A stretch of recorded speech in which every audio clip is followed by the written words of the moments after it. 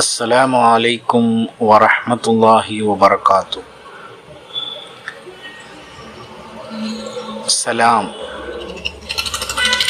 സലാം പറയൽ സുന്നത്താണ്, അത് മടക്കൽ നിർബന്ധവുമാണ്.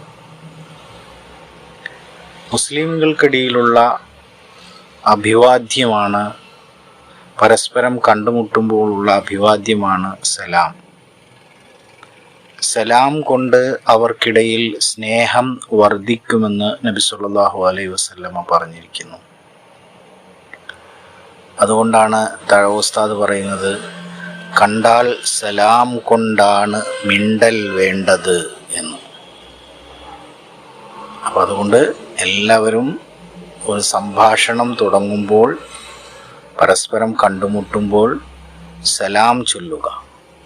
സലാം കൊണ്ട് അവർക്കിടയിൽ സ്നേഹം വർദ്ധിക്കും. ഒപ്പം പരസ്പരം സലാം പറയുമ്പോൾ ദൈവത്തിൻ്റെ, അള്ളാഹുവിൻ്റെ രക്ഷ നിനക്കുണ്ടാവട്ടെ എന്ന് പറയുമ്പോൾ തിരിച്ചും അതുപോലെ